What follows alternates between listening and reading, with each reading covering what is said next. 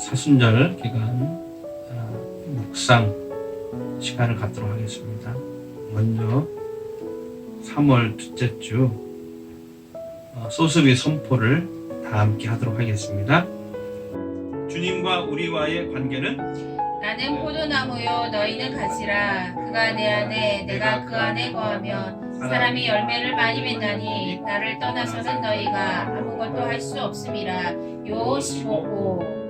우리가 힘써 지켜야 할 것은 모든 겸손과 온유로 하고 오래 참음으로 사랑 가운데서 서로 용납하고 평안에 맺는 줄로 성령이 하나 되게 하신 것을 힘써 지키라.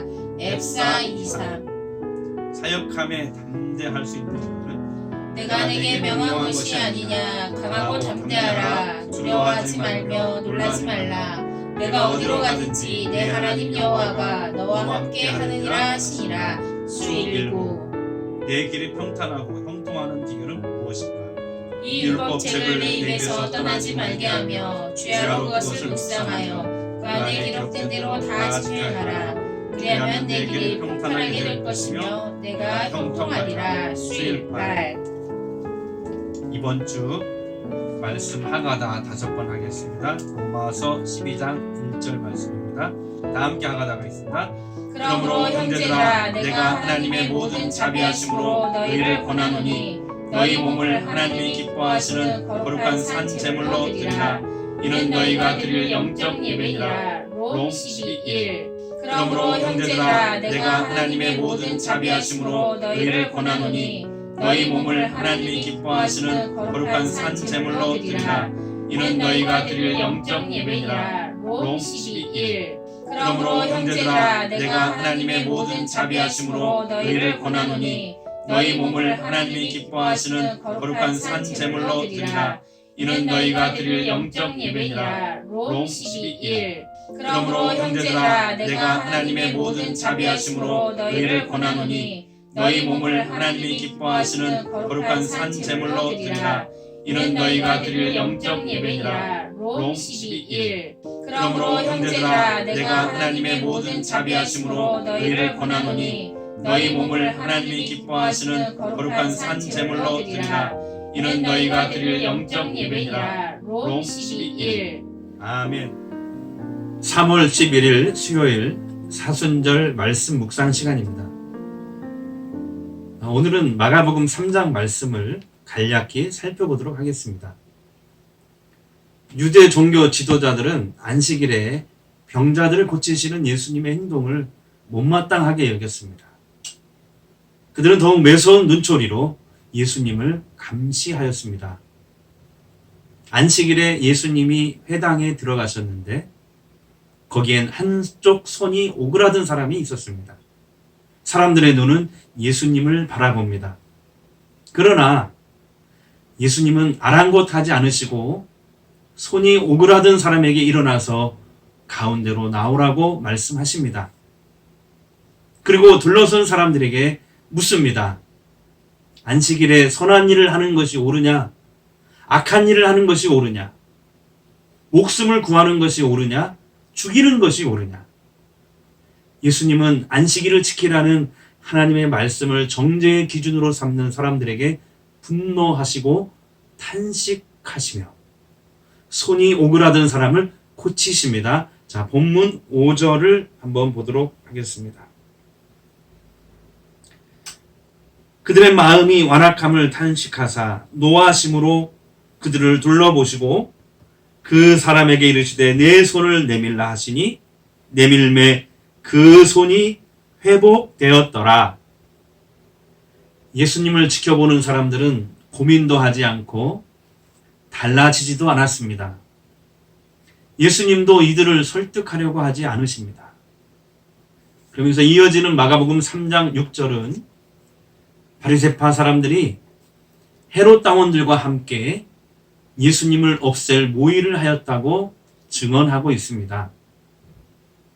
예수님은 당시의 종교 질서 규범에 기대어 스스로 아무 문제가 없다고 생각하는 사람들과 갈등하고 대립하셨기 때문입니다.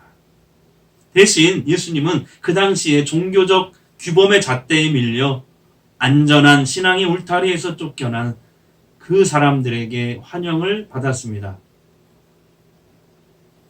예수님은 회당에서 요주의 인물이 되셨는데 그 예수님은 바닷가에 나가셔서 이제 많은 사람들을 가르치셨다고 되어 있습니다.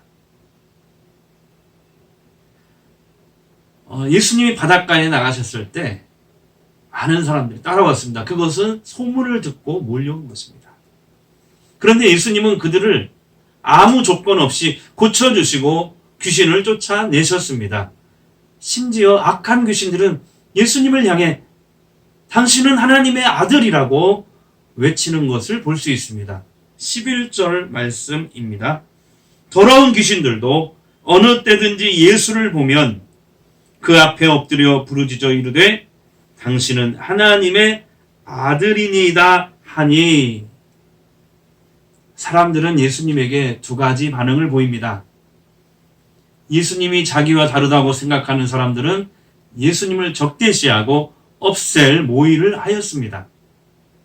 또한 예수님의 도움이 절실히 필요한 사람들은 예수님의 치유에 열광하여 예수님을 쫓아다닙니다. 이처럼 전혀 다른 두 상황의 한복판에서 예수님은 어떻게 하셨을까요? 바로 예수님은 원하는 사람 12명을 제자로 부르십니다. 13절에서 15절 말씀을 한번 보도록 하겠습니다. 또 산에 오르사 자기가 원하시는 자들을 부르시니 나아온지라.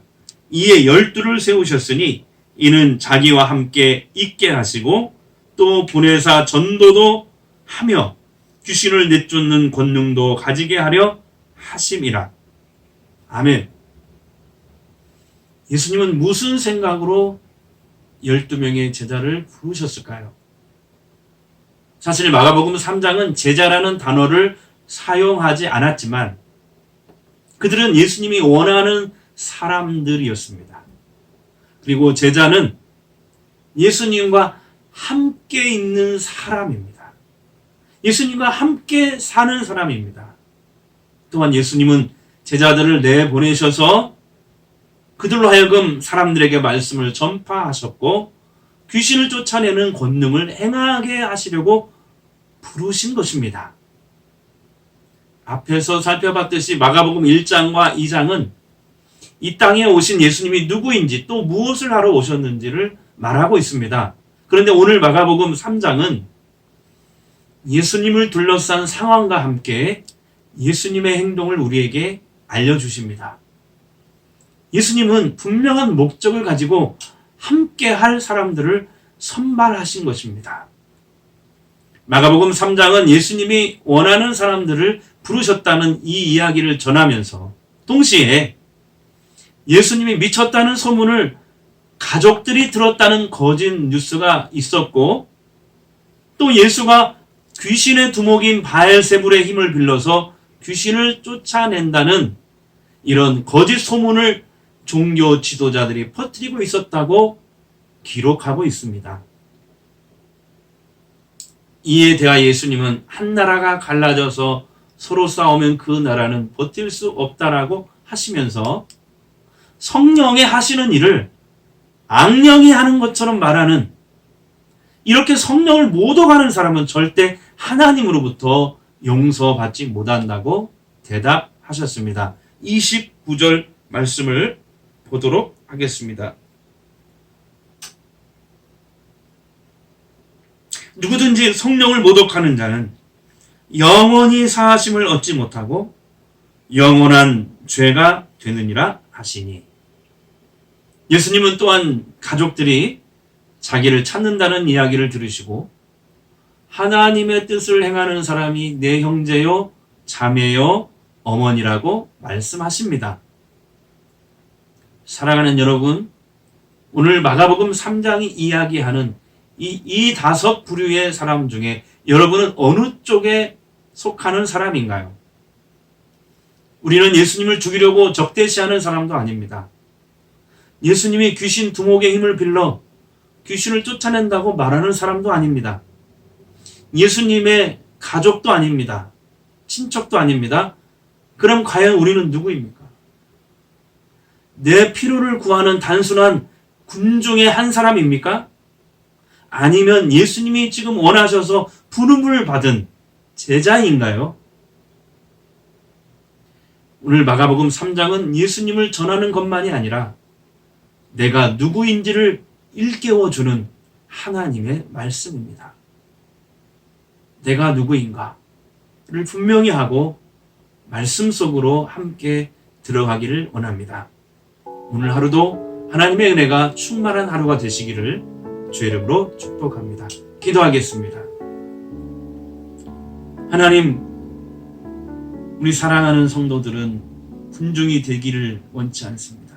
자신의 필요를 채우기 위해서 예수님을 열광적으로 따라다니는 그런 군중이 아니라 예수님이 우리를 쓰시기 위해서 예수님이 우리에게 사명을 주시고 예수님처럼 말씀을 선포하고 귀신을 쫓아내며 세상을 회복시킬 수 있는 그러한 제자로 우리를 부르셨음을 우리는 고백합니다. 그러한 제자들이 되게 하여 주시옵소서. 내가 누구인지 분명히 알고 주님을 바르게 고백하고 따라가는 저희들 되게 하옵소서. 오늘 하루도 하나님 우리 성도들의 가정과 직장과 사업과 자녀들을 앞길을 형통하게 하여 주시고 지켜 인도하여 주옵소서.